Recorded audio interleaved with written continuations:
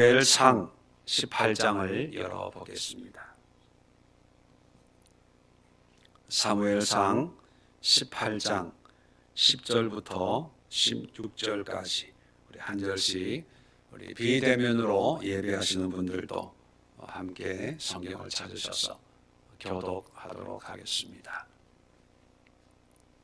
사무엘상 18장 10절로 16절의 말씀입니다. 10절을 제가 먼저 봉독하겠습니다.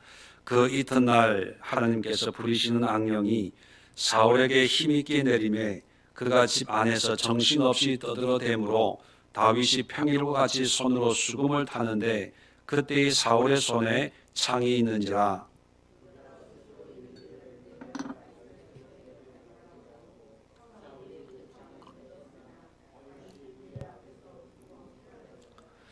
여호와께서 사울을 떠나 다윗과 함께 계심으로 사울이 그를 두려워한지라.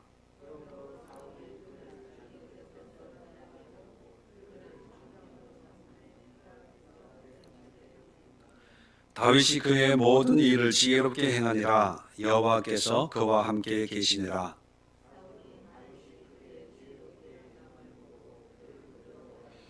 같이 읽습니다.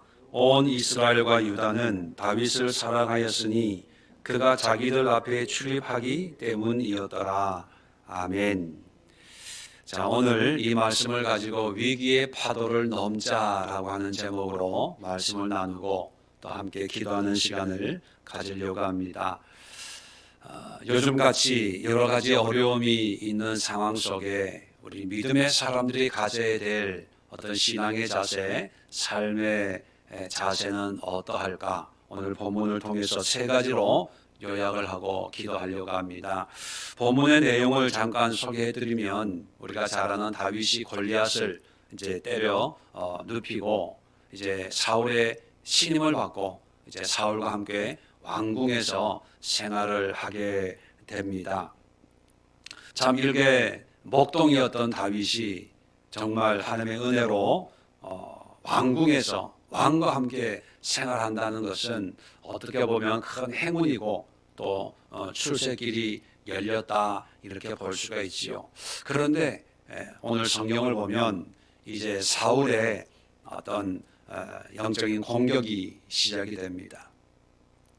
백성들이 다윗을 좋아하고 또 칭찬하는 것을 보면서 사울은 점점 시기와 질투가 일어나게 됩니다.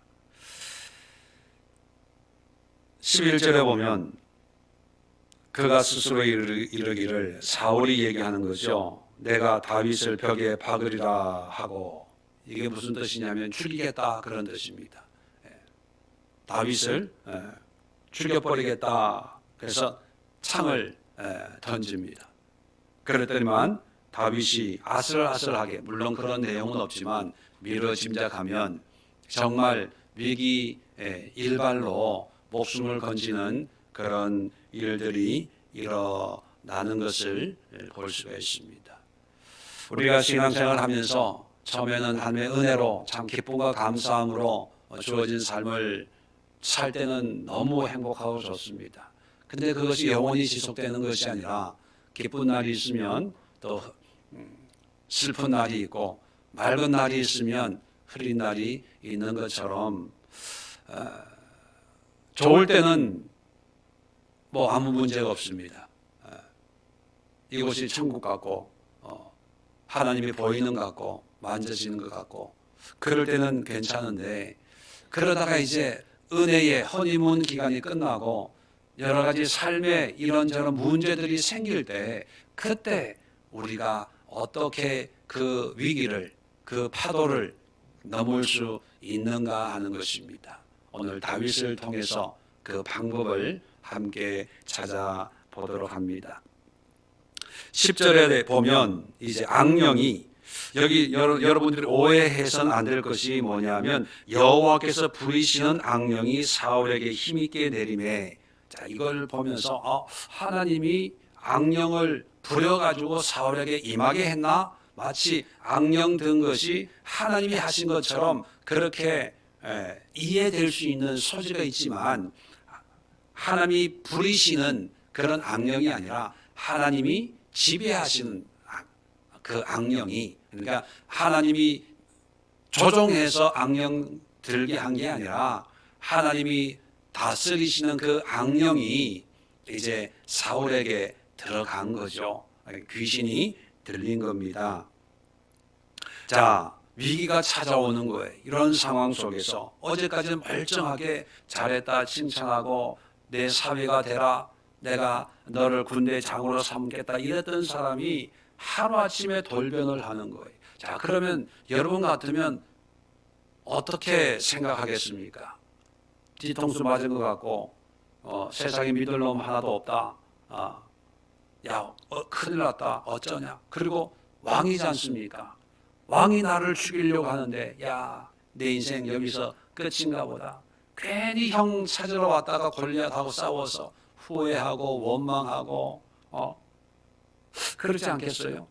물론 여러분들은 그렇지 않겠지만 다윗처럼 이렇게 행동하겠지만 보통 사람들은 후회하고 자책하고 원망하고 그리고 두려워서 문 걸어 잠그고 숨어서 또는 왕궁 성을 넘어서 도망가려고 아마 별별 수단 방법을 다 사용할 거예요. 자, 그런데 자 보세요. 힘있게 내리며 그가 집 안에서 정신없이 떠들어대므로 이제 공포 분위기를 조성하는 거예요. 자, 이런 상황에서 자 다윗이 평일과 같이 손으로 수금을 타는데 그때 사울의 손에 창이 있는지라. 자, 밑줄 그어놓으세요. 다윗이 평일과 같이 손으로 수금을 타는데 평일과 같이 똑같이 변화 요동치 않는 그런 모습을 보여줍니다. 수금을 탔다는 것은 아마 하나님을 찬양하고 있었을 것입니다. 어떤 분들은 그렇게 이해하는 분들이 있어요.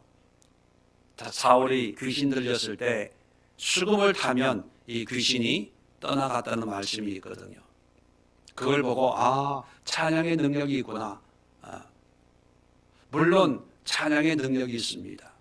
그런데 여기서 보여주는 그 찬양이라고 하는 것은 찬양 자체의 능력이 아니라 찬양을 부르는 다윗의 믿음을 얘기하는 거예요. 그래서 그 믿음이 능력이 있는 거예요. 환경이 급변합니다.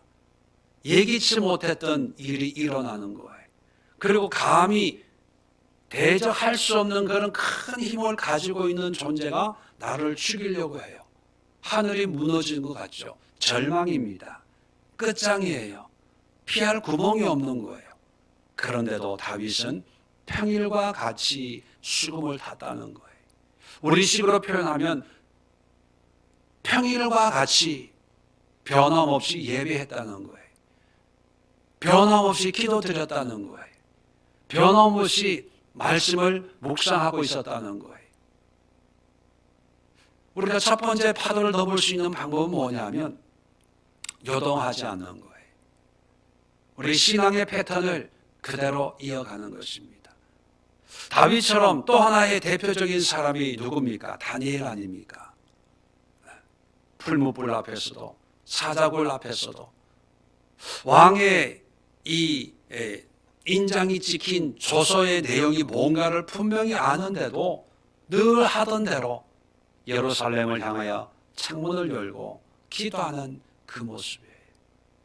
마귀가 원하는 게 뭐냐면 위기를 줘서 위기가 우리를 힘들게 하는 것이 아니라 위기를 줘서 우리 스스로가 우리의 신앙의 패턴을 무너뜨리게 하는 거예요. 결국 멸망받는 게 마귀 때문이 아니라 결국은 우리 때문이에요. 우리 자신 때문에 멸망당하는 거예요.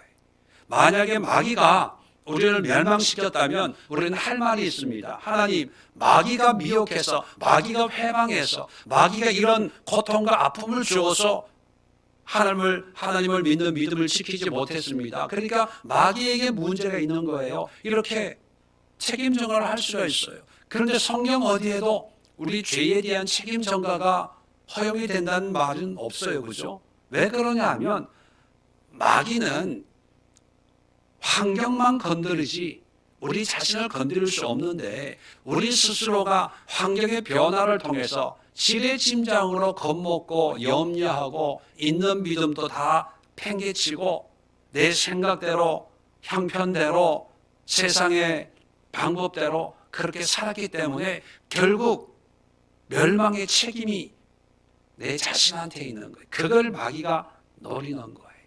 그걸 역이용하는 게 뭐냐면 세상은 요동치지만 나는 하나님만을 예배하고 하나님만을 찬양하고 하나님께만 기도하고 환경과 상관없이 나는 여전히 나의 믿음을 지키겠노라. 그런 믿음의 고백과 삶이 파도를 넘게 합니다.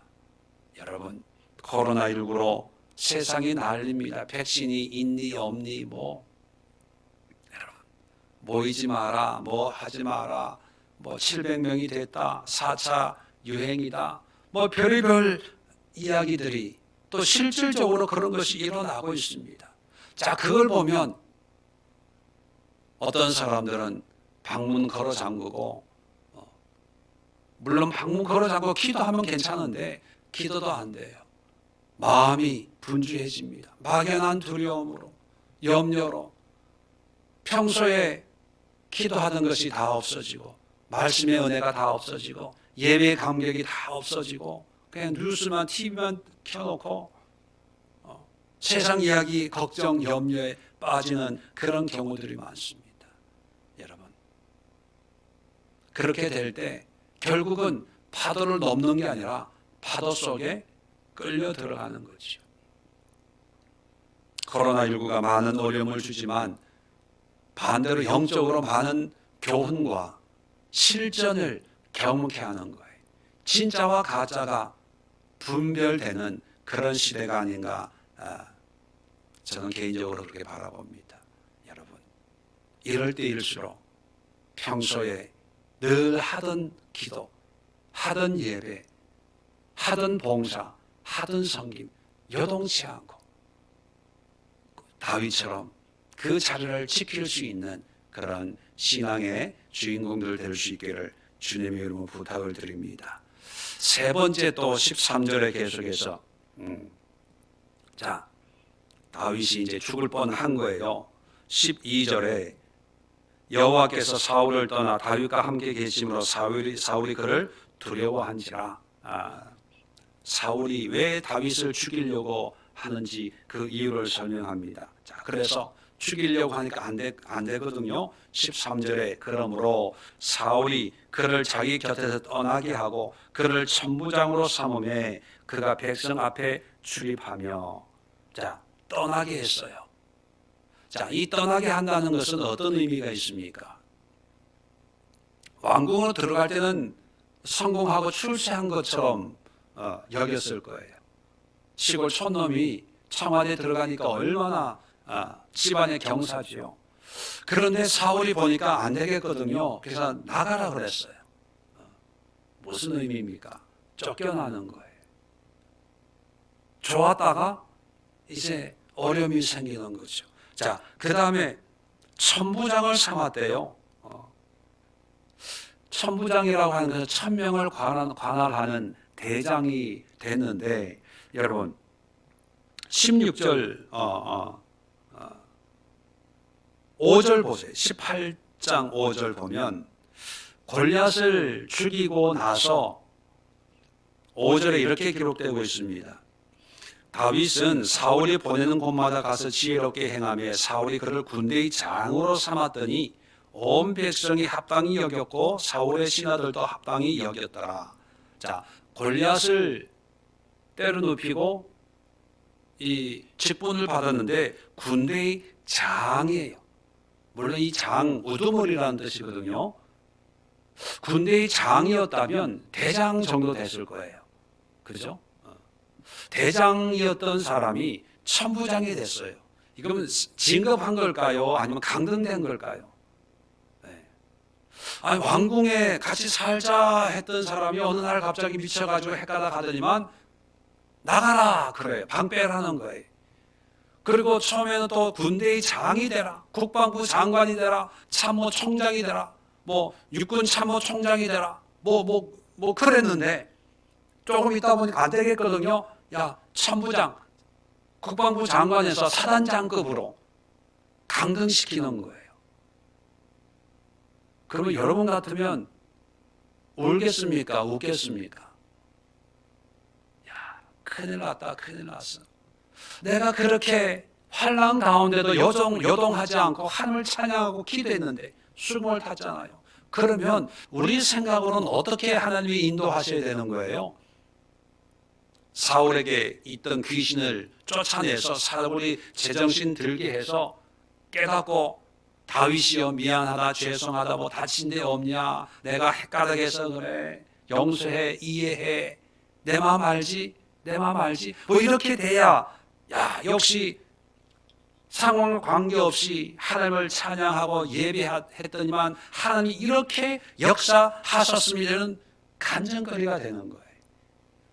아니 그런데 사울이 귀신 들려서 날뛰는데 믿음을 잃어버리지 않고 하나님을 찬양했어요. 근데 그 결과가 쫓겨나는 거예요. 그 결과가 강등되는 거예요. 자, 그럴 때 사람들은 야, 기도해도 소용없네. 믿는다고 해도 소용없네. 안 돼, 안 돼. 나 쫓겨났어. 나 강등됐어.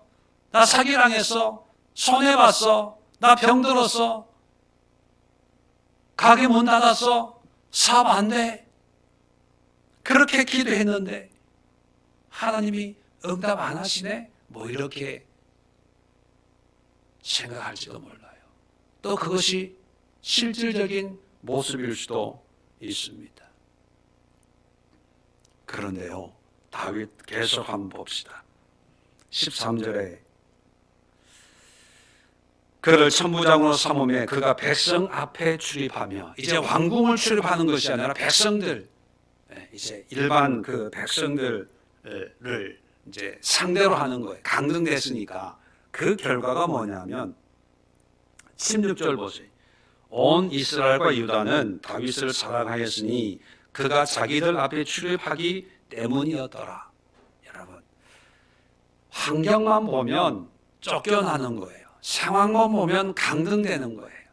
그런데 하나님은 빅픽처라는 말이 있죠. 큰 그림을 그리는데 다윗을 백성들에게 인기를 얻도록 강등되고 쫓겨나는 그 기회를 하나님이 어떻게 이용하도록 하시냐 하면 사울의 마음을 사로잡는 것이 아니라 백성들의 마음을 사로잡는 계기로 삼는 거예요. 왕궁에 있으면 죽을 때까지 사울하고 아웅다웅 하다가 끝났을지도 몰라요.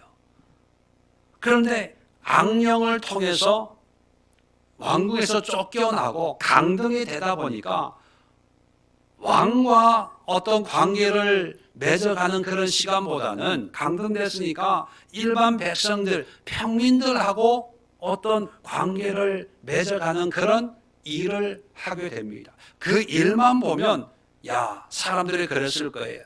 잘 나가던 다윗이 야, 이제 저 모양 됐네. 꼴 좋다. 이랬을 거예요.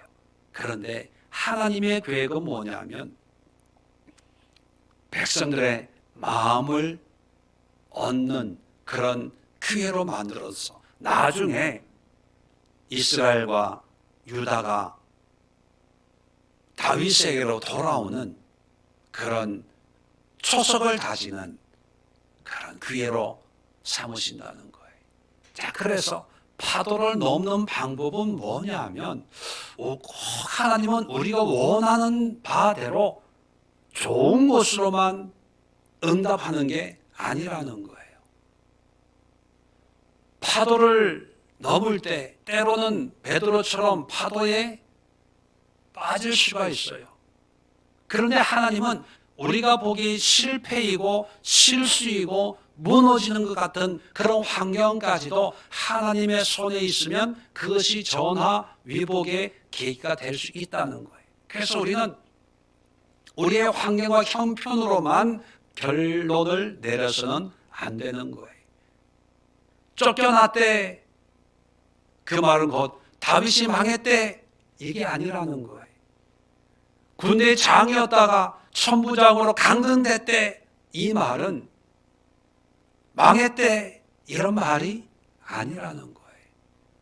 그렇게 기도 열심히 하더니만 쫄딱 망했대, 이것이 인생의 실패가 아니라는 거예요.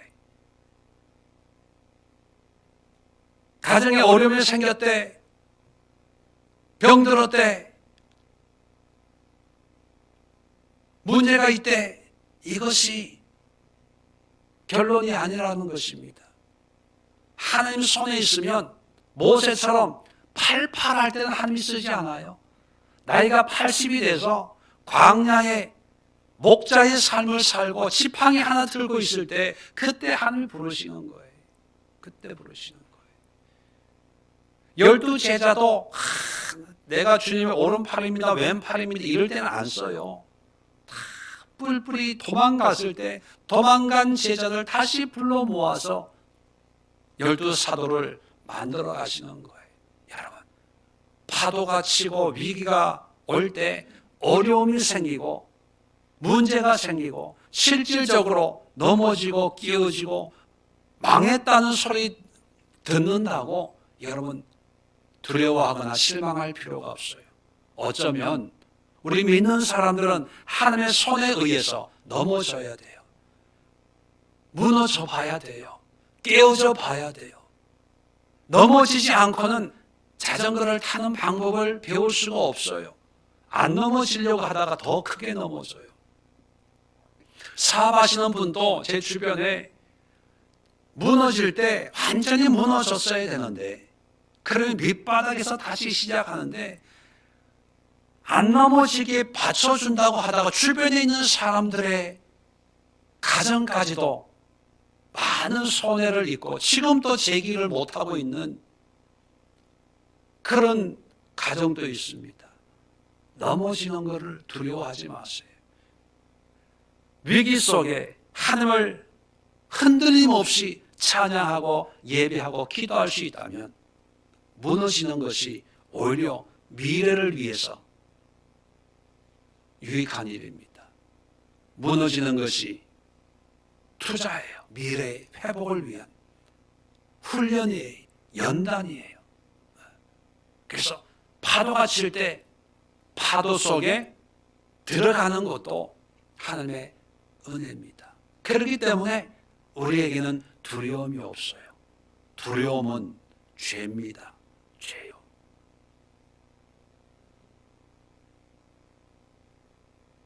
문제 있을 때 한결같이 기도하고, 또 기도 가운데 문제가 생겨서 쫓겨나요. 강등이 돼요. 그래도 하나님이 인도하시겠지. 열심히 백성들을 섬겨요. 열등감이나 창피하거나 부끄러워서, 야, 한때 내가 군대 장관인데 천부장 이게 뭐냐? 야, 창피해 죽겠다. 사람 만나기도 싫어, 일하기도 싫어. 이게 아니라 백성들 앞에 출입을 하는 거예요. 열심히 백성들을 섬기고 천부장이 일을 하다 보니까 백성들의 마음을 사로잡아서 왕궁에 가는 것이 아니라 나중에 보면 왕이 되는 거예요. 이게 하나님의 역사예요. 이게 파도를 넘는 영적인 방법입니다. 자, 세 번째 14절에 보면 다윗이 그의 모든 일을 지혜롭게 행하니라 여호와께서 그와 함께 계시니라.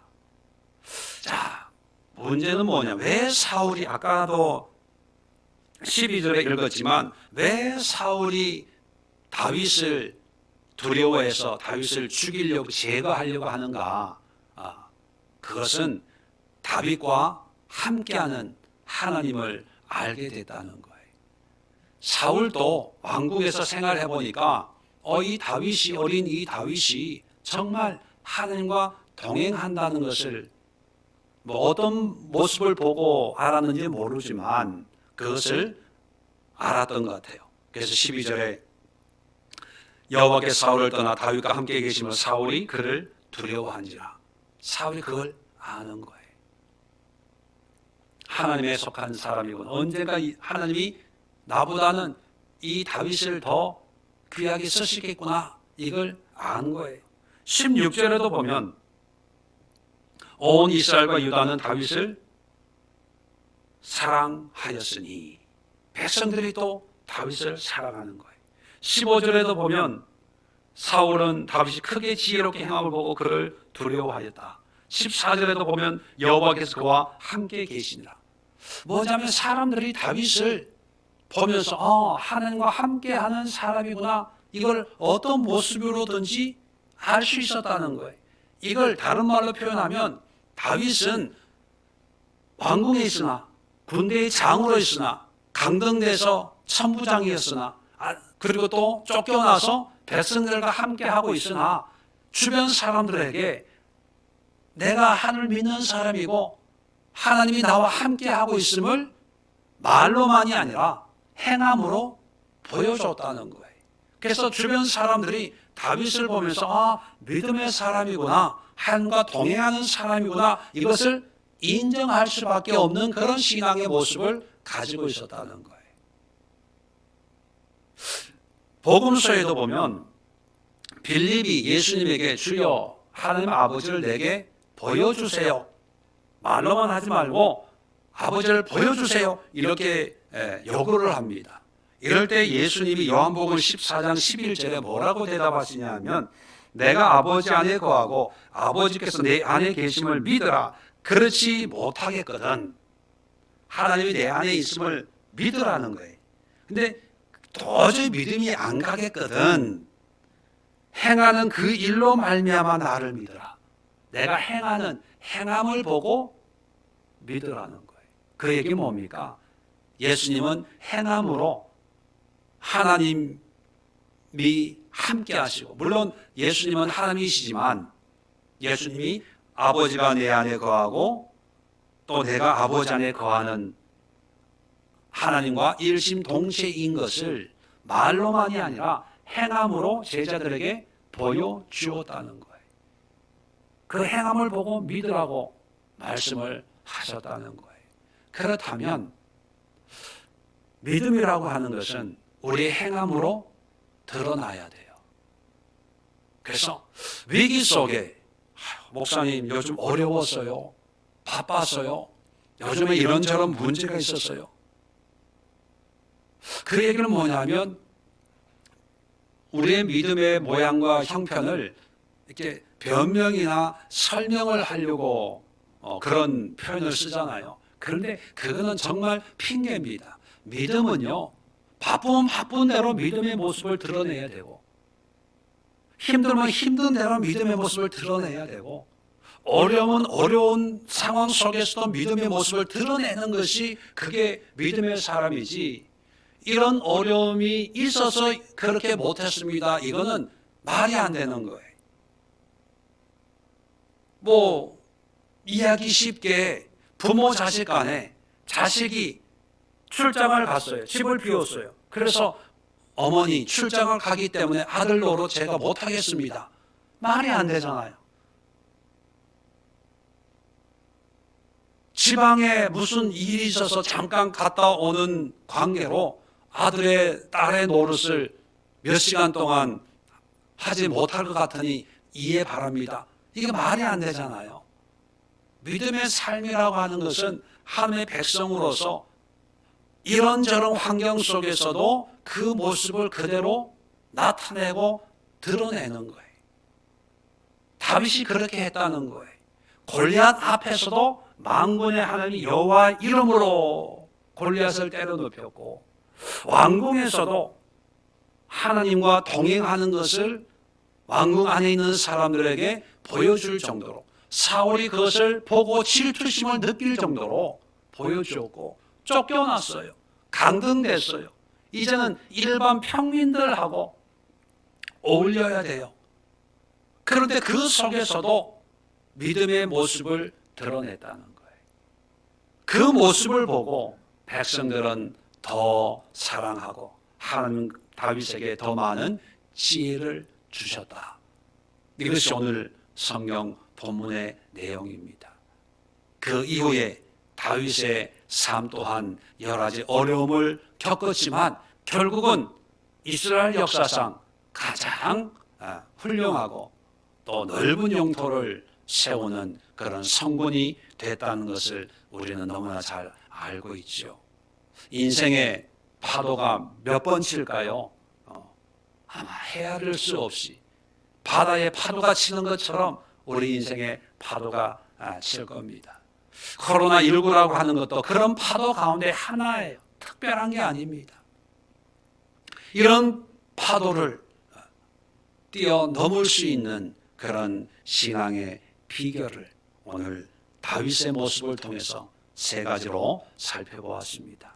이것이 바로 우리 자신들을 위한 그런 기도의 제목이 되어야 되겠고, 또 이것이 이 시대를 살고 있는 모든 그리스도인들을 위한 기도의 제목이 되어야 되겠고, 또 오늘 이 말씀이 하나님을 알지 못하는 사람들이 세상의 문제 속에 신음하고 고통 가운데 어찌할 바 몰라 방황하고 있는 사람들이 알아야 될 진리의 말씀이기에 우리는 간절한 마음으로 함께 기도할 수 있기를 바랍니다.